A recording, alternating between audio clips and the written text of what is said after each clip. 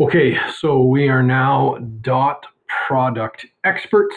What we're going to do now is we are going to move on to cross product. And again, we're going to have to consider cross product in both geometric and in algebraic. Now, I will admit doing this geometrically is going to be a bit of a challenge because not having, physical representations and being able to see and kind of point things out is going to be tougher, but we will do our best. So I'm going to tell you, I'm going to start with a bit of a definition. So we've got, if we have A crossed with B, I'm going to tell you that the magnitude of A crossed with B is actually going to be equal to the area of the parallelogram. I spelled that way wrong. Let's get that right. Parallelogram, probably still spelled wrong. The area of the parallelogram formed from the two vectors.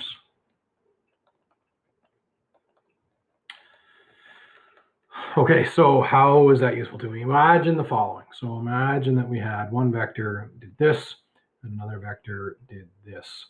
Well, I got a vector, so I can call this, I'm just going to call this one vector A, and I'm going to call this one vector B. So these form a parallelogram, so I should be doing this in Smart Notebook probably, but I've got it here. So let's form that parallelogram. So I'm going to drag a copy of A up here. So it goes like this, and then there's going to be a B here. And what they do is they effectively create a parallelogram. So I got this angle down in here. Now, for those of you who may have forgotten, the area of a parallelogram it's actually pretty easy. It's the length of its base times its height. Now, we can't just go with the magnitude of B, right? Because the height is really this measurement right here, right? So the height is shorter than vector B. This is the height. So if I wanted to find that, let's think back to grade 10, I guess. We could say, well, there's a theta, there is opposite, there's a hypotenuse. So I'm going to say, well, the sine of theta is equal to opposite, which is h, over hypotenuse, which in this case is the magnitude of vector b. So that means that the height is equal to, if I rearrange, the height is equal to the magnitude of b times the sine of theta, okay? Well, that means then that if I want to find the area of this is equal to the base measurement times the height measurement. And so that means that in this case, area is equal to the base, which is the magnitude of A, times the height, but we just found that the height is the magnitude of B times the sine of theta. That is what the area of this is. So that means that the magnitude of A crossed with B is equal to the magnitude of A times the magnitude of B times the sine of theta, which is extremely similar to the dot product, but dot product, of course, has cos of theta. Now, notice that this is a magnitude, and it is not straight up the definition of A crossed with B. And hopefully you can figure out why that was. We remember that A crossed with B has a vector result. And this is a number, and this is a number, and this is a number. So clearly that can't straight up be what the cross product is. It doesn't have a direction. It's only got a magnitude. So it's kind of hard to consider cross product direction geometrically. But what I'm going to tell you is the direction that we get for one of these things. To get the direction Okay, this is where it's going to be hard for me not to be right in front of you showing this. So the direction of A crossed with B, first off, its perpendicular is perpendicular to both A and vector B. So imagine that we splayed two vectors out like this. They're both laying on their desk. If this was vector A and this was vector B, and they're both laying on your desk, the direction that it would go would either have to come straight out of the desk upwards, right? Or in theory, straight through the desk downwards. And it's really, really interesting here. We talked about dot product being commutative, right? We said that A dotted with B was equal to B dotted with A. That is true, but A crossed with B is sadly not equal to B crossed with A. What is true is that their magnitudes are the same. So the magnitude of A crossed with B is actually equal to the magnitude of B crossed with A. So that's true, but the directions are actually perfectly opposite to one another. A crossed with B would be, whatever the magnitude is, one direction. B crossed with A would be the exact same magnitude, and it would be collinear, but it would be going in 180 degrees, the exact opposite direction. So to figure out direction geometrically, we use the right hand rule.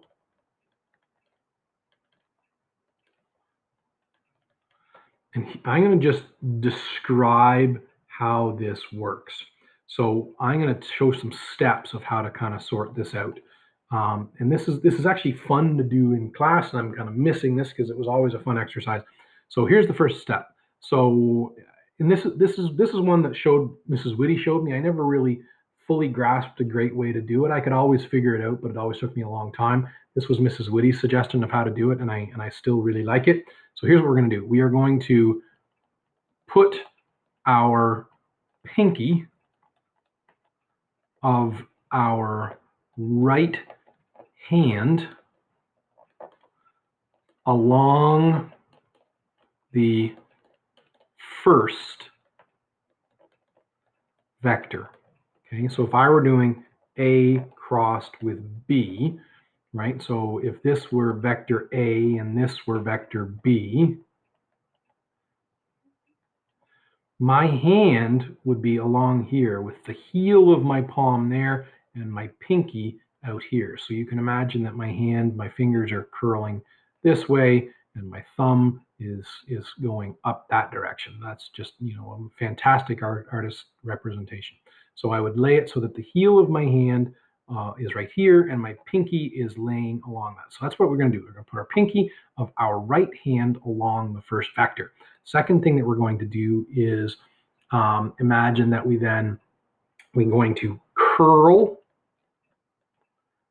our fingers through the space from A towards B. Okay, so my fingers are going to curl in this direction. Right? My fingers are going to curl in this direction, and my thumb would be pointing straight up and down. So imagine that I was going to do vector A crossed with vector B. So I would have my hand, here, I would curl them around. And then the third step is the direction your thumb is pointing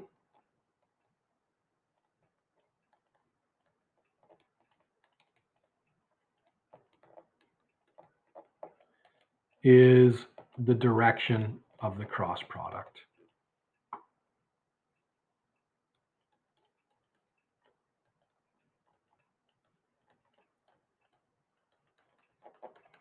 Okay, so in this case, if this was on our desk And vector A were here and vector B were here, and they were both laying flat on our desk. So you can kind of envision that they're flat on our desk. And we curl our hands around and we're kind of making a big hyper thumbs up sign. Our thumb would be pointed straight up. So the direction of this would be, so the cross product direction would be up, right? Whereas imagine that I wanted to do, so that would be for A crossed with B, the direction would end up being up. But if I did B crossed with A, the only way I could make it so that my fingers curled from B toward A was, again, if these were laying on our desk, you'd have to envision that my hand could go underneath the desk so that my fingers, now I'm going to grab a different color, actually maybe I'll redraw it. So here's B and here's A. Now I'd have to turn my hand upside down so that my heel of my hand is still there and my pinky is still pointed up that direction. But now my fingers curl this way and my thumb is pointed downwards. So when I curl this in, B crossed with A would have a direction of down, right? Because if I was going to curl my fingers from B through to A, my thumb would be pointed downwards. It's pretty hard to envision this. But imagine, I'm going to do an example here that hopefully clarifies this a little bit. And this is always what I love doing in class because it's fun to watch everyone contort themselves. So think about the following. So imagine that we had, the points on a compass.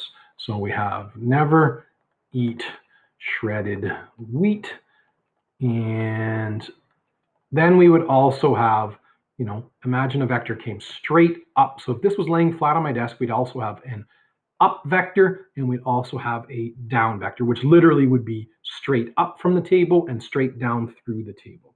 And let's consider some of these potential cross products. So, draw this on your desk or envision it on your desk. It really makes a big difference to actually physically get involved in this to try and figure out what's going on. So imagine that I said, I want to do north crossed with east. So if we followed the steps, step one is to put our pinky of our right hand along the first vector. Now, if this is in 3 space, there are lots of different ways that we could put our pinky on the first vector. But we have to consider that our fingers need to be able to curl in the direction of the second vector. So if I were to simply lay my hand the natural way along here, my fingers would naturally want to curl towards west. But I don't want that. I want my fingers to be able to curl towards east. So I would effectively have to have my hand underneath the desk, again, my heel here, my pinky there, and my thumb would be pointed downwards and my fingers would be curling this direction. So as I curl them towards east, north crossed with east is actually going to give me a direction of down. Okay, so let's think about another one. Imagine the following. I want to cross up with west. So if I crossed up with west, so I've got this vector that's coming straight up out of the desk, and I need to lay my hand along it so that I have the capacity to close my fingers towards west. So go ahead, try and manipulate yourself, contort yourself to figure out what that is. When I have up with west, so I have to have my hand upwards, and I'm going to be able to curl towards west. When I do that, hopefully you figure out that what we end up with is a direction of south. How about the following? How about if we did south crossed with west? Okay, so think about how I can put my fingers on that so that I can be able to, have the palm or the heel of my hand there, my pinkies pointed along south, and I want to be able to curl towards west, right? And so you're kind of thinking, oh, how would I do that? Hopefully, what direction is our thumb pointed after that? Well, it's going to be as a down, right? So I know that this is pretty hard to comprehend without actually physically seeing me or trying it. I'm not going to emphasize that so much. It just gives you an idea that it's important that first off, it is not commutative. But the reality is we're not going to do, actually, even under normal circumstances, we wouldn't do much. I would have put a question just like this on your test. But in reality, you don't do geometric cross products very frequently for the exact point that it doesn't really tell us a lot of information that's meaningful for us to understand well.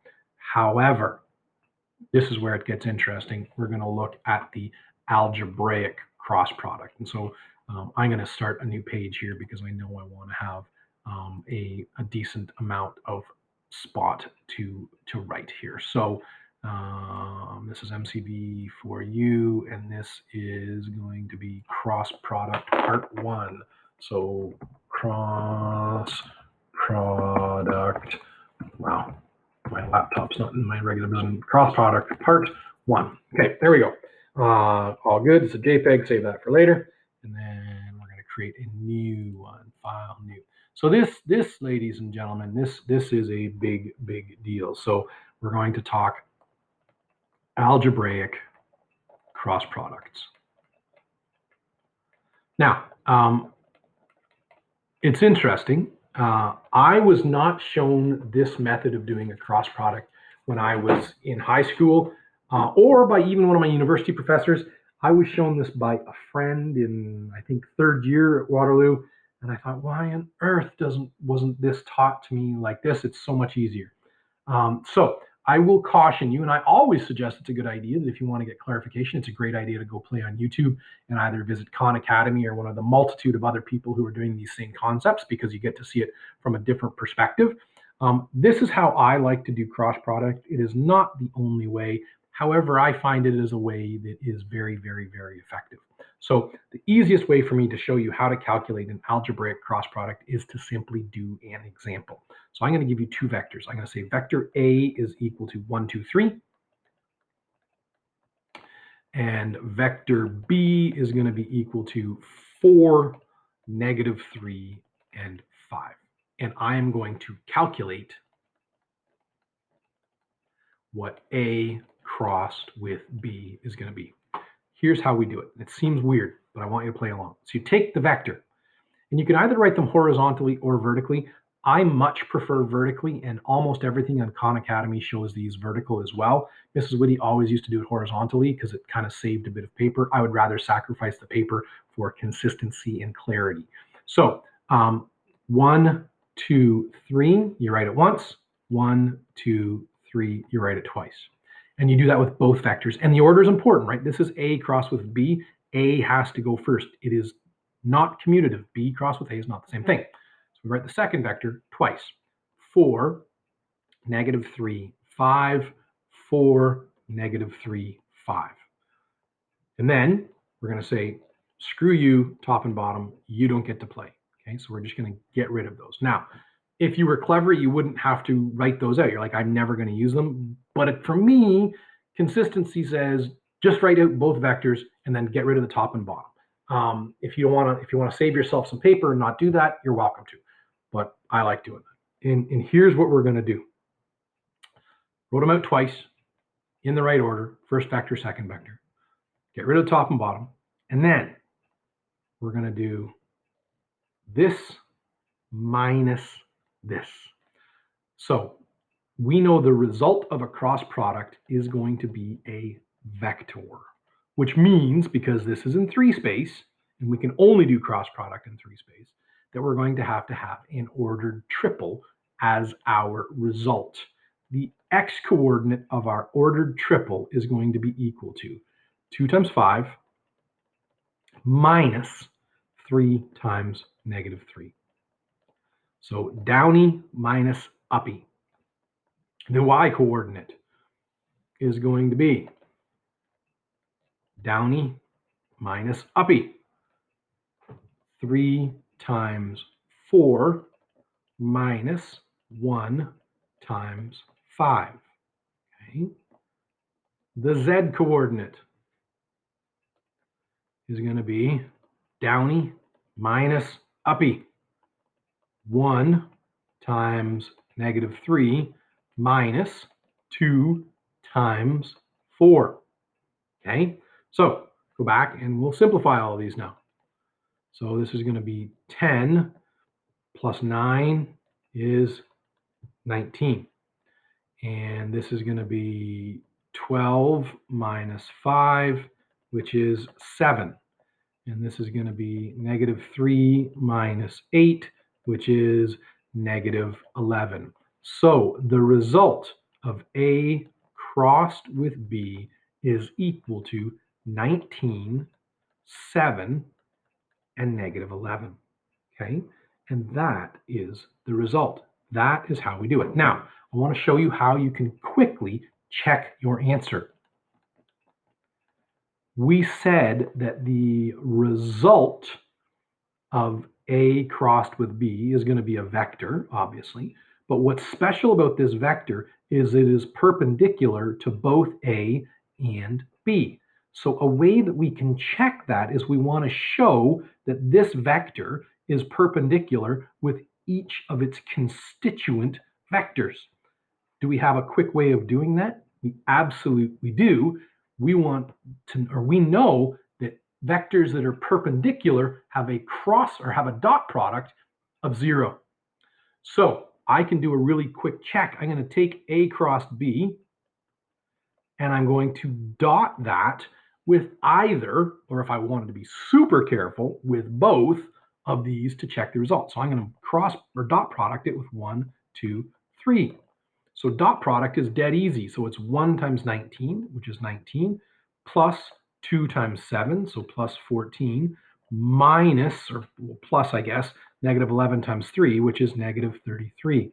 When I add those all up, it is 0. So we know for sure that we have just demonstrated that A cross B is in fact perpendicular to vector A. So it doesn't yet guarantee that we got it right, but realistically, if we've demonstrated that it's perpendicular to one of them, we've probably done it right. If you were hyper vigilant and you had all of the time in the world, you could do a secondary check, which would be that A cross B dotted with 4, negative 3, 5 is also 0. So you could do that. So you could say 4 times 19 is, I guess, 76.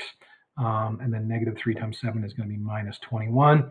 And then minus 55, which is going to be 0. So, we've shown that both of them have a dot product of 0. It's perpendicular to both of them. It's pretty much a sure thing that we've got the right answer. So we're going to practice a few more of these. This is super, like it's not technically challenging, it's mechanically challenging. It's not conceptually difficult, it's mechanically difficult. So let's try another one. So how about if we did vector M is going to be equal to, Brianna, give me 3 numbers. 7, 5, 1. 7, 5, 1. And give me another 3 numbers. 6, 4, 3. So 6, and I'm going to make the last 2 negative. 6, negative 4, negative 3. Okay. So I would like to calculate what is M crossed with N. Give it a whirl, and I'm going to do the same thing. So pause it up and then come on back and see if we've done it right. And it's easy, like honestly, mechanically, it's so easy to make mistakes. It's almost like this unit is designed for people to make little user errors. Here we go. Take, and I'm going to write the first one out twice. 751, 751. Write the second one out. 6, negative 4, negative 3. 6, negative 4, negative 3. Screw you, you don't get to play. Okay, those ones go away. Now, I know I'm going to need to do downy minus uppy. That's not the right color, whatever, I'll do it again. And then downy minus uppy. And then again, downy minus uppy. That's what we're going to have, right? So here we go. So we're going to have negative 15 minus negative 3, negative 4, excuse me. Back we go. Negative 15 minus negative 4. And then we're going to also have 6 minus negative 21. And then we're going to have negative 28 minus 30. Okay, so simplify that. That's going to be negative 11 and 27 and negative 58. So I contend that M crossed with N is equal to negative 11, 27, negative 58. And I would like to check that to make sure that I've in fact done it correctly. So to check it, And I would only ever bother checking it against one of its constituent vectors. So I want to demonstrate that negative 11, 27, negative 58 dotted with 7, 5, 1 is equal to 0. So that's going to be negative 77 and 135. So 135. Is that right? 7, 5, no. 50 and 35. Yep, that's right. Negative, and that's not negative 75, it's negative 77. Goodness gracious. I think I maybe said that and didn't write it down, but yeah, that's negative 77. Negative 77 and or plus, right? Because we're doing a dot product, and then minus 58. So that's negative 130, 120, 135. Yeah, so that's minus 135. So that is 0. Huzzah! So that is correct. So there we go. There is the cross product. And if I was being, again, super hyper vigilant, I would do the dot product with the other vector as well. But realistically, I'm only ever going to check it against one. And it provides a pretty quick and easy check on how to do this. So let's do one more just to see that we're all on the same page for doing this. So if I had vector u, and I'd like to cross it with vector v, where vector u is going to be equal to 5, 10, and 4, 5, 10, and 4.